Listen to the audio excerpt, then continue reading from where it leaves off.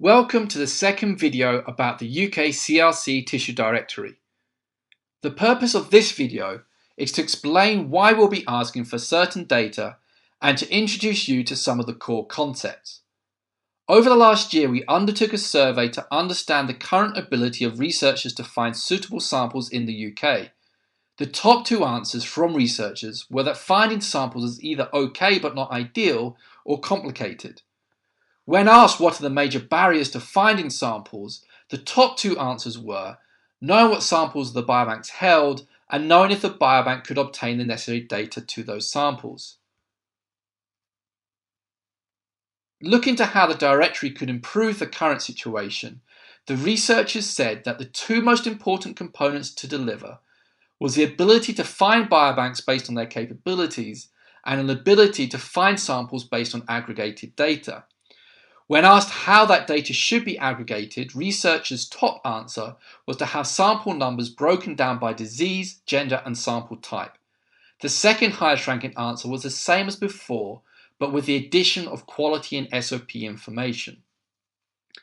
There are four key concepts within the directory. The first represents the biobank. We appreciate that the term biobank will mean different things to different people.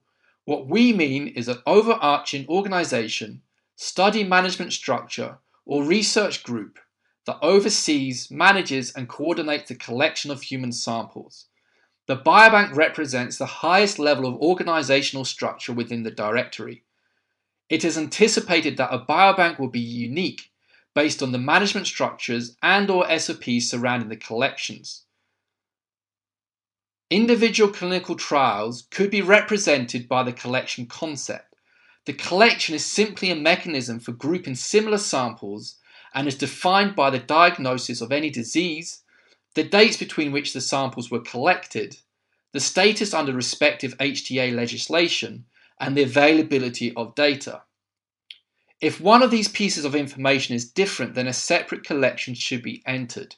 In addition, you will have the opportunity to enter a textual description of the collection should you feel that is needed. A biobank can have as many collections as required.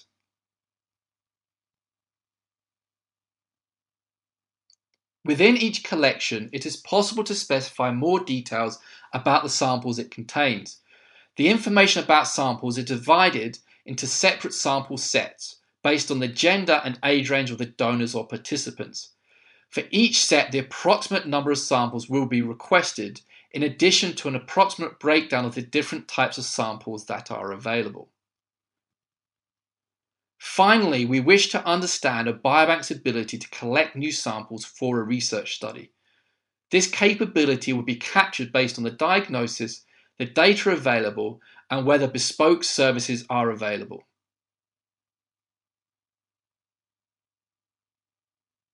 That is it, and this represents what we shall be asking biobanks to provide in order to facilitate an increase in the UK's ability to undertake world-leading research.